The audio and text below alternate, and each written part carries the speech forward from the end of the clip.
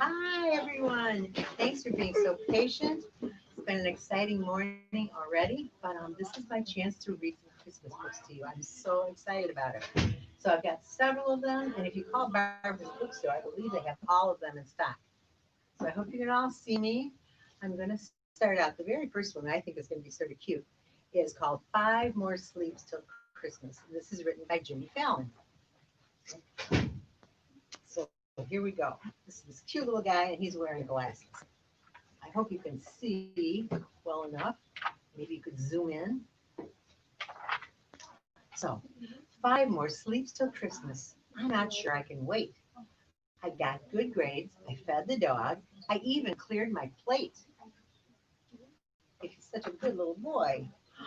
Gary's chew toy, Poppy, is helping me count sheep. But it's not working. We're still up. We cannot fall asleep. The dog's name is Gary. I don't know if you all knew that. Look at him. He's just sleeping away. Just four more sleeps till Christmas and a visit from Kris Kringle. The halls are decked, the tree is trimmed, the bells are being jingled. Aw, Gary is so funny. He's a blue dog and he's wearing like a little antlers headband. The cocoa is hot inside the mugs. The candy canes are crunched. The popcorn tin is empty because the popcorn's all been munched. Just four more sleeps, and then it's here. I have to go to bed.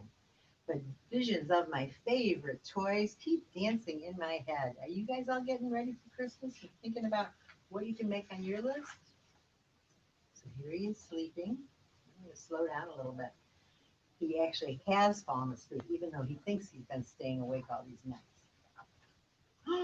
Now it's three more sleeps till Christmas. I'm looking at the snow. I'm watching every snowflake and thinking, three more sleeps to go. We haven't had any snow yet. I'm cozy in my bed with lots of Christmas thoughts to think. Just two sleeps left. When I wake up, I can't sleep a wink. Look at this. He's sleeping. It's two more sleeps till Christmas. Why can't this be done? If I can just get one more sleep, and then we'll be down to one. Just two more sleeps to get through. Then Christmas Day will break. Just one more sleep, plus another sleep, but I'm still wide awake. Oh, do you ever have that problem where you just can't quite get to sleep? And then when you wake up, you found out you did get to sleep. And that's just what happened to him. He is sleeping. The windows are blowing a little bit. Let's go. Oh, one more sleep till Christmas. Is this day finally here? I put out Santa's cookies. He's got a mountain of cookies. And the milk for his reindeer. I don't know. Do you think that reindeer drink milk? I'm snuggled in pajamas, and the stockings have been hung. The tree has been unplugged, and all the carols have been sung.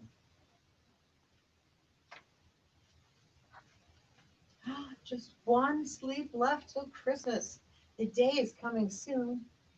And can it be? I think I saw a sleigh go past the moon. He's got a telescope to look. And he fell asleep in his bed again. Oh, wow. You know what he could see if he was looking through his telescope? Looks like slanted Santa's sleigh. Today, it's finally Christmas. I run down to this tree. I can't believe it. Santa came. These gifts are all for me. Merry, merry, merry Christmas. It's really, truly here. And now I start the countdown. Only 364 more sleeps till next year. That is great. So that was five more sleeps till Christmas. And Jimmy Fallon, who is a pretty famous guy, wrote this book. I'll sort of stack it here. I'm going to take a little sip of water. And let's start the next one. This one, some of you might be familiar with this. This is, instead of Merry Christmas, it's Mercat Christmas. and it's from Emily Gravett is the author. And she's also pretty famous. You may have seen other books by her. So I'm going to start with this one. This is a pretty good story. Let me turn this one a little bit. It's nearly Christmas in Kalahari, and all the mercats are busy. Sonny's mom and dad are busy cleaning the burrow. Sonny's brothers and sisters are busy putting up their Christmas decorations. And Sonny's aunt and uncles are busy cooking. Everyone is very excited. Everyone except for Sonny. He's been reading all about how to have a perfect Christmas. And this just does not look perfect. Look, and he's got a little magazine that he's been looking at. Sweet. So Sonny packs his bag and sets off to find somewhere more Christmassy, just like in his magazine. Oh, this is pretty Christmassy right here, isn't it? It's beautiful. So his first stop is at his pen pal Kev's. It's, Kev is having a lovely Christmas, but it all looks a bit like Kalahari. So Sonny says goodbye and carries on with his search. Look at the postcard. Isn't that sweet? So that wasn't where he thought he was going to end up having a nice Christmas. The decorations are amazing at Trevor's, and there are plenty of trees, but it doesn't look anything like the Christmas in his magazine. Where's all the snow? Another postcard. Oh, this one. Cute little look inside of a book. Hello, everyone. The food here is delicious. Crickets for dinner, but I still haven't tasted a Brussels sprout. Can't wait. The decorations are brilliant. The decorations are so beautiful, but they're not stuck on pointy trees like in my picture. Uh-oh. Snow, none. Trees, lots, wrong type, not glittery. Presents, he hasn't seen any. Dinner, good, apart from a lack of sprouts. And carols, Trev says Tarsiers don't really sing. P.S. I'm sending you a snack. That's a cute little book inside of a book. Ah! Oh, Sonny hates getting wet, and it is raining like crazy. He is in a stocking right now, and the birds, they love singing. Let's see what we have to say here. Here's his notes. 'Tis the season to sing. Main points. No snow. The trees are bad and bald and brown. No presents. Plus points. Singing, food, that only no worms, still no sprouts. He must really like Brussels sprouts. Santa likes Brussels sprouts. Did you know that? He thinks they're delicious. He could eat them for every meal. But everyone I'm visiting, Robin, and it does not look nice and snowy, but on the front of this card, I'm off to find some real snow. Missing you, Sonny. So he was sending this back home to Kalahari. But he's also letting them know he's not finding Christmas. This looks more like it, but it's a lot colder than he had expected, and not a Christmas tree in sight. So this one says, these are his notes. Snow, check. Presents, check. Singing, dinner, no. Trees, no. Hi, I found snow, but it's not like sand at all. So this is not what he expected either for Christmas. At last, Christmas trees. The Ministry of Trees. They're everywhere. Look at all the ornaments. Too many Christmas trees. To my lovely family. It's cold and snowy here too, but I am snug and warm because I opened my present from the penguins. Guess what it was? Penguins gave him a present, and it's a beautiful sweater with penguins on it. Missing you all lots. Instead of sunny, we crossed it out and you wrote snowy. Have a restful holiday. P.S. I am being very helpful. P.P.S. I am beginning to think I will never find the perfect Christmas. Or sprouts, Brussels sprouts. Snow, yes. Trees, lots. Presents, no. Dinner, almost none at all. And music, no. Do you think he's going to find his perfect Christmas? Now, on the night before Christmas, Sonny arrives somewhere perfect. The snow is falling outside. Everyone is singing. And there's a beautifully decorated tree and plenty of presents and a huge Christmas dinner with all the trimmings. and even sprouts. Look, he's got a Brussels sprout on his fork. He's got cheese and some walnuts and some oranges and a pie and sprouts. This should be perfect, but something still isn't right. Hmm, it's this guy. Who is that? Look at that. All these beautiful presents in Santa's sleigh. He's got some milk and some cookies, and some of his reindeer are dancing away. They're sort of looking at him. It's Christmas morning in the Kalahari. The Mercats should be excited about opening their presents. They're too busy missing Sonny. Look at they're missing him. Otherwise, they would be so excited. What does this one say? Surprise! Look at he's in the box. This is so great. It's going to be a pretty wonderful Christmas after all. The Mercats seem to be very excited. Merry Christmas! And look at all the presents he has for everyone. Each person is getting, it looks like a cricket, some scarves. He's wearing his cool sweater that he got from the penguins. So, this is a great picture. This is our perfect Christmas. Here's Maeve and Ollie and Mina and Toby and Mabel and Sandy and Finley and Mom and me, Sonny. You can tell he's wearing the sweater. Dad, and look at that, it's Grandma and Raisin. So all his friends. It's getting to be a pretty perfect Christmas, isn't it? And there is Estrid and Mina. So now it's perfect, perfect, perfect. It has all the things that Mercat loves for Christmas, even sprouts. What a great story. This one is called Mercat Christmas from Emily Gravett. So we'll put this one over here. I hope you're liking all these. Mm. Push, make sure I look pretty. So this one is really interesting. I read this one earlier, and it's called The Spider Who Saved Christmas. And this is a legend. The legend is like a story that has been handed down and handed down and handed down. So this is by Raymond Arroyo.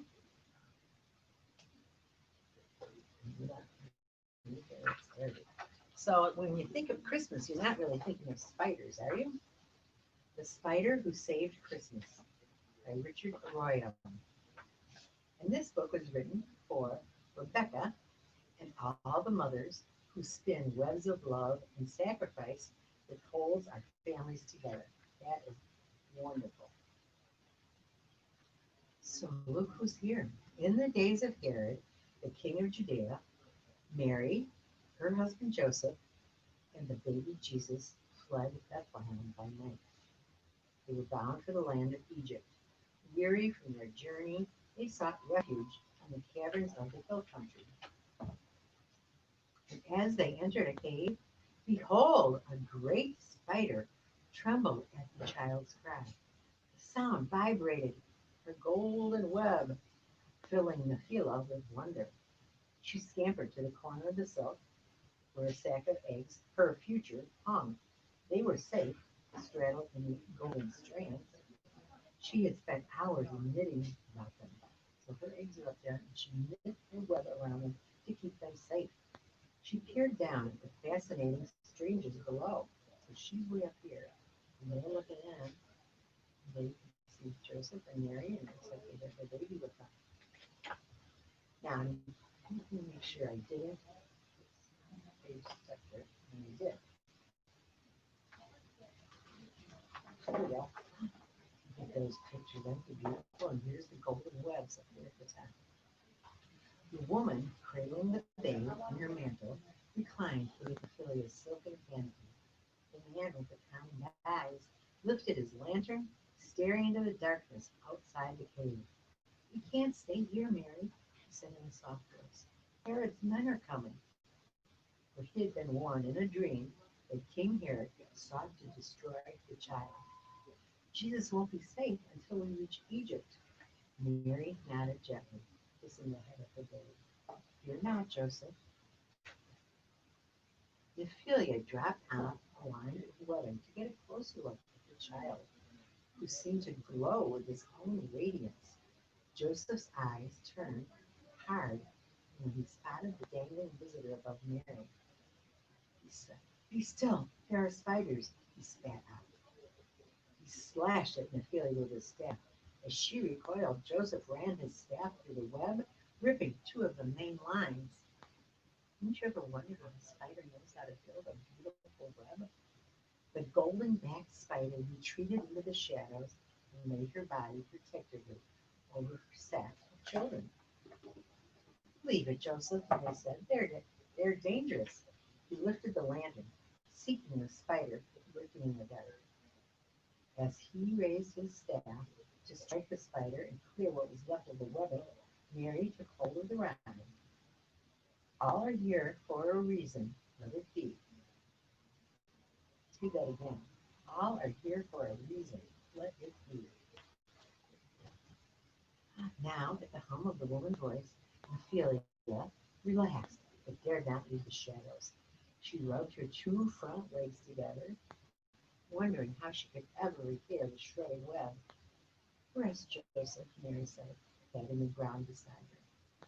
Joseph lay next to the child and threw his cloak over the three of them. And behold, wails of anguish and the final cries of babies floated through the night. Nephilia, that's an interesting name, isn't it? Nephilia, the spider. She stiffened at the sound of the wails on the wind. "Poor children," Joseph said. "The soldiers are close." "No lights," Mary whispered. "I'm sorry we are in this horrible place," he told her, snuffing out the lantern light.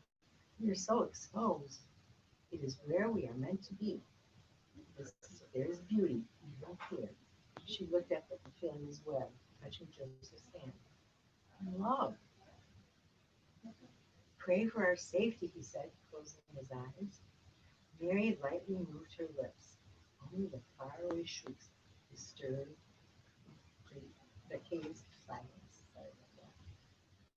Suddenly, the child below cried, sending a vibration through the web. Ophelia's egg sac leapt and rippled at the sound. The spider stared down at the child. It was Jesus. Never had she felt such a sensation. She instantly understood what she had to do. At the center of her web, she plucked the strings, playing a tune only spiders could hear. From deep within the crevice of the cave, Nephilia's older children scuttled forward by the dozens. Each heard its mother's call and followed her to the cave opening.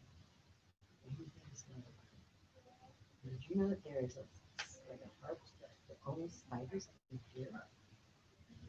Nephilia hung upside down from the cave's mouth and descended on a thick golden line until she reached the floor. She then climbed to the corners of the opening and repeatedly fluttered across the center line, leaving a trail of a golden thread behind her. So she's made this one big long string, and then now she's got other string. And this is at the mouth of the cave where Mary and Joseph and Jesus are. Her framework completed, she plucked on the center strand. At the sound, her children sprang into action, dropping cords of web, weaving their golden silk in a frantic rhythmic dance. Look at that. Can you see that? That is so beautiful. Now, when it was daybreak and the spider's work was done, the cave mouth wore a golden veil of webbing, sealing it completely. So if the soldiers come by, they're not going to think that there's anybody in there. Nobody the spider web is there, so Mary and Joseph and baby Jesus could not be in there. This is even a better picture. Look at that. Ophelia's children returned to the darkness in their personal webs, but not Ophelia. Despite the nodding golden curtain, she rested on the outside, the very center of the web, protected. And it came to pass that Ophelia felt the approach of three soldiers climbing the hillside. They carried blood-slicked swords and spoke in loud, crude voices. "You two get up there and inspect the cave," one soldier yelled. "Why would a baby boy be in a cave?" You have your orders. Inspect every dwelling and kill every boy under 2, especially the newborns. This was Harry's command. Go. Harry's soldiers clambered up the cave. The yelling and clanging of armor woke Joseph, but Mary and Jesus did not stir. In silence, Jesus stretched his staff and held it high, ready to defend his family. The golden screen blocking the outside world puzzled him. On his thick gauze, he observed the shadows of 2 huge soldiers, one waving a sword. Joseph tightened his grip on his staff. You see the golden web? It's coming in the mouth of the cave, and right outside is the soldier. Outside, the sunlight caused the frosted cobweb to glimmer and sparkle. Ophelia wished to return to the shadowy recesses of the cave. She felt so exposed sitting in the daylight. But the child had clearly told her to spin a web over the entranceway and remain there. Look at the soldiers, they're sort of scary. What should we do? One of the soldiers whispered, considering the spider's handiwork. No one has entered this cave, or the web would be broken. You are right, the soldier glared at Ophelia, whose legs were pulsing. There is no newborn in there, except maybe newborn spiders. That thing looks ready to pounce, the other soldier said, shivering when he said, I hate spiders. Forget it, let's go. Everything is clear up here, Commander, one of them yelled, and they retreated, running down the hill. So this was a pretty good defense. Ophelia, being a spider, and the soldier being afraid of spiders, he was anxious to get out of there, wasn't he? Inside the cave, Joseph lowered his staff and fell against a rocky wall, giving thanks for their safety. And Ophelia watched the soldiers leave, and after a long while, she began to bow in the strings of her web. A light melody awakened Mary. Joseph, where's the music coming? I hear nothing, he said. Mary marveled at the gossamer gauze and the shadows of Ophelia, illuminated by the sun. Isn't it beautiful? Soldiers came as you slept. The spiders saved Jesus and us, Joseph said, staring at the web. Yes, all are here for a reason. Mary looked lovingly at her son and nodded off to sleep. So Jesus, Mary, and Joseph remained in the cave another day before taking their leave. They pulled back a piece of Ophelia's golden curtain to pass from the cave, and the child's hand raised the web as they hastened to Egypt. He was not afraid of the spider, was he? And it came to pass that Ophelia withdrew to the cave, where she had tenderly embraced her egg sac until the last of her spiderlings came forth. Spiderlings, I'm guessing that's a name for a baby spider. Soon after, she repaired the golden curtain at the entryway and spent her days at its center. Basking in the sunlight, she awaited the return of the child with a sweet cry she could never forget.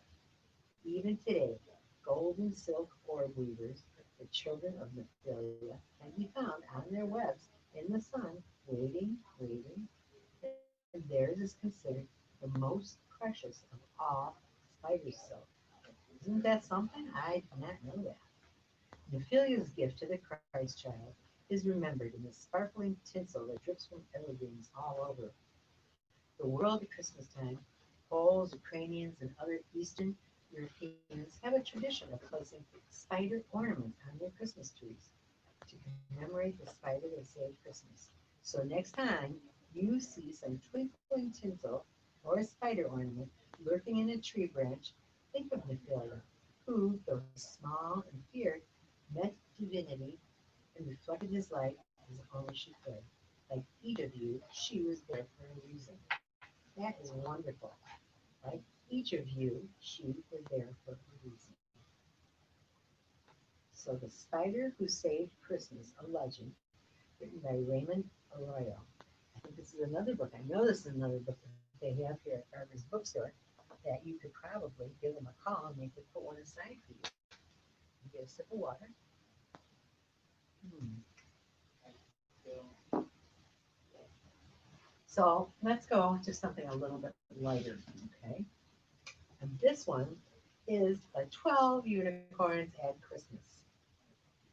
This book, let's see, who's written by Timothy Knapman and Ada Gray. So probably one is the author and one is probably the artist. Right. So it was written by Timothy Knapman and illustrated by Ada Gray. And if you're a fan of unicorns, I think you're going to like this story.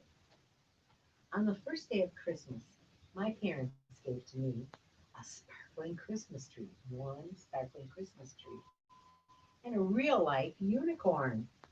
How beautiful. On the second day of Christmas, my unicorn gave to me two festive sweaters. Everybody has to have a nice festive sweater. But my unicorn was much better at being sparkly than he was at knitting. Look at those sweaters. It's got very, very, very long arms and it looks a little silly. On the third day of Christmas, my parents gave to us three empty stockings. There's the dad, here's the mom, the cat, and she's got her stocking to hang. The unicorn has his, and it looks like their family cat has one as well.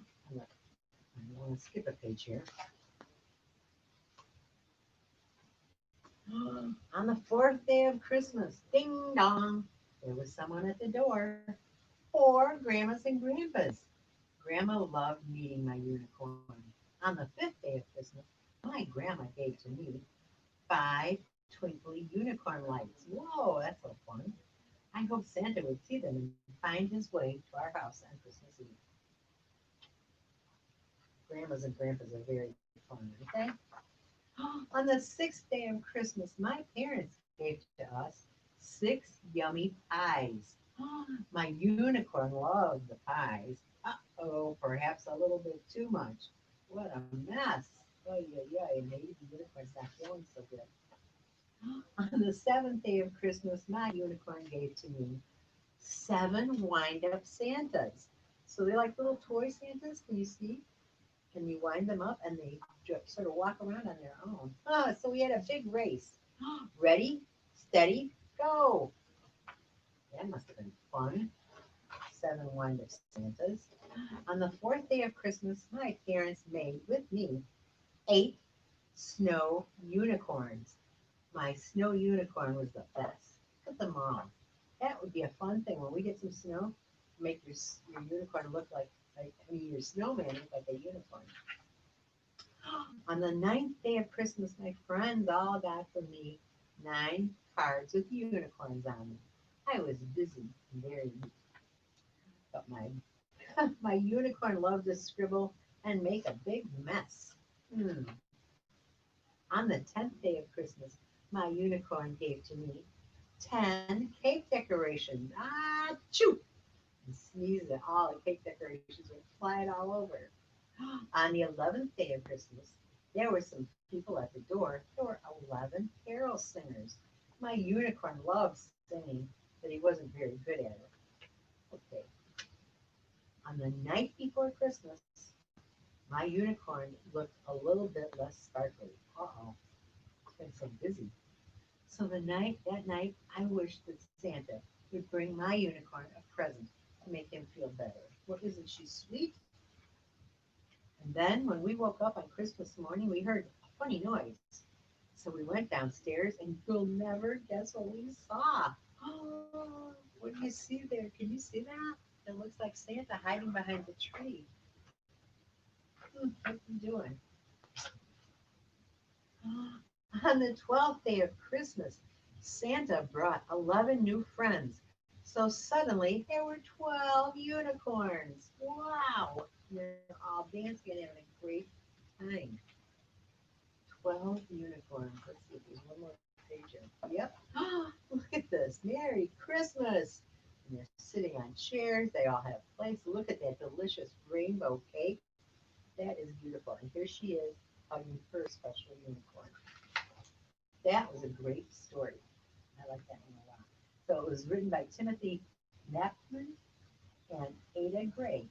She did some beautiful work on making those illustrations. And this is another book that they have here at Barbara's Bookstore. So as I've done in the past, I'm going to take a sip of water. Mm, I'm getting close to the end. We've got this book, which is a really good one. I've read most of this one too. The author's name is Dan Brett, and the name of the book is Cozy. So this one's got some really great illustrations as well. So Jan Brett is the author, and this is sort of a new animal. You might not be familiar with this one. Cozy is, look at, first of all, let me tell you who the book is dedicated to. It's for Liz, Tom,